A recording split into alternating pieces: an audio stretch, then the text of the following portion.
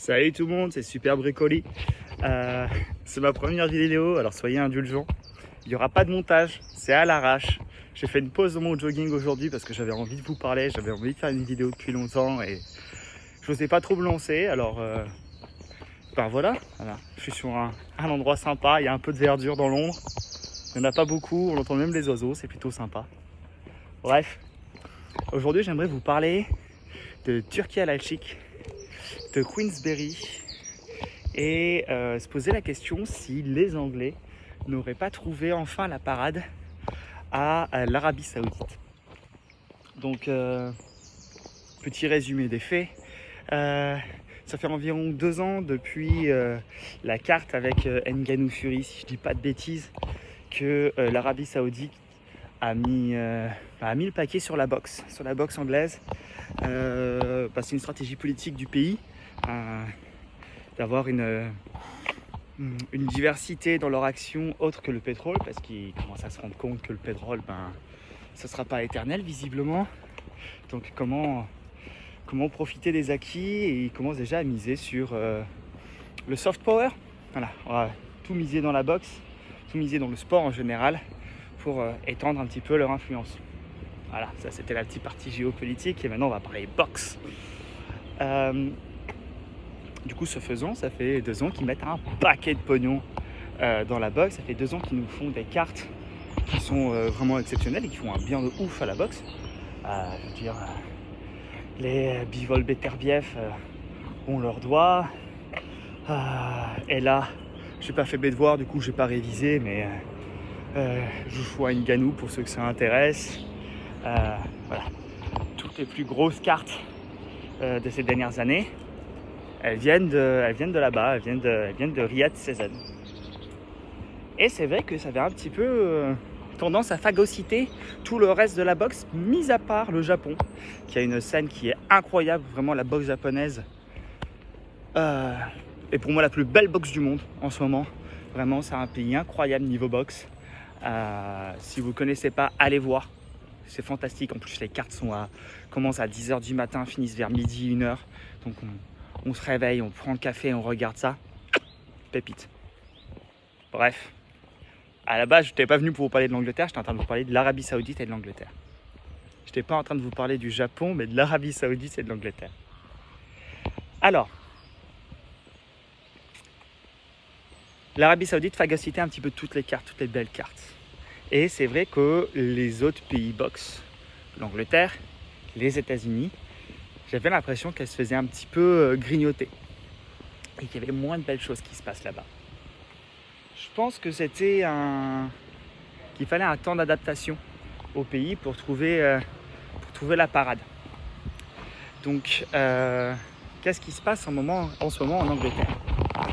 En ce moment en Angleterre, notamment sous l'impulsion de Queensberry, ils enchaînent plein de petites cartes. Un petit peu à la japonaise. Vraiment plein de petites cartes avec le main event, ou peut-être main event co-main event. Assez intéressant. On va dire, on est sur des combats où sportivement intéressants, c'est des gens du même niveau qui s'affrontent, où il y a une vraie promotion et une vraie influence pour celui qui gagne au cas où. Et donc du coup un vrai intérêt sportif, pécunier, qui va attirer du public local. Et je crois que c'est ça en fait qu'il faut. Je pense que ça sert à rien de lutter contre l'Arabie Saoudite. Ça sert à rien de lutter contre l'Arabie Saoudite au niveau grosse affiche. Affiche internationale, avec les plus grosses têtes d'affiche du moment, avec les meilleurs boxeurs du monde, tous réunis dans la même carte. Les autres pays n'ont pas l'argent pour rivaliser, n'ont pas l'argent pour les faire venir comme ça. Par contre, 2 combats dans une même carte avec des combattants locaux en sous-carte, ça fonctionne. Et en fait, au final, on se rend compte que c'est limite plus intéressant. Là, quand cette vidéo sort, les dernières cartes Riyad Sezen, c'était pour le Cinco de Mayo, enfin le week-end de Cinco de Mayo, qui était pas le 5 d'ailleurs, mais je crois que ça commençait le 2, le 3 et le 4. vendredi, samedi, dimanche. Et on voit que ça a fait un flop en fait. Voilà, là, que ce soit sportivement, les cartes étaient sur le papier, étaient belles, mais le combat était nul. Voilà, désolé les gars, mais putain, on s'est fait chier de bout en bout. Que ce soit sur le Madison Square Garden, que ce soit l'autre carte que j'ai oublié le samedi à New York, c'était nul. Canelo, on s'est fait chier. David Haney, on s'est fait chier. Ryan Garcia, je me suis endormi, je suis allé me coucher. On n'avait rien à faire. C'était infernal. Heureusement qu'il y avait Naoya Inoue qui était là pour sauver la soirée. Mais ça fait pas tout, quoi. Donc, est-ce qu'on serait pas en train d'assister à un essoufflement des cartes saoudiennes? Il y a un renouveau des cartes locales. Voilà. Je sais pas trop où jouer avec ça. Je sais pas trop si ça vous intéresse ou même si j'ai été clair. C'est une première pour moi. J'avais envie de partager cette réflexion avec vous et voir si vous avez le même sentiment qu'on va peut-être assister à un renouveau des cartes locales. Et moi, ça me fait grave plaisir. Moi, ça me fait super plaisir de pouvoir voir émerger de futurs jeunes boxeurs, entre guillemets, ou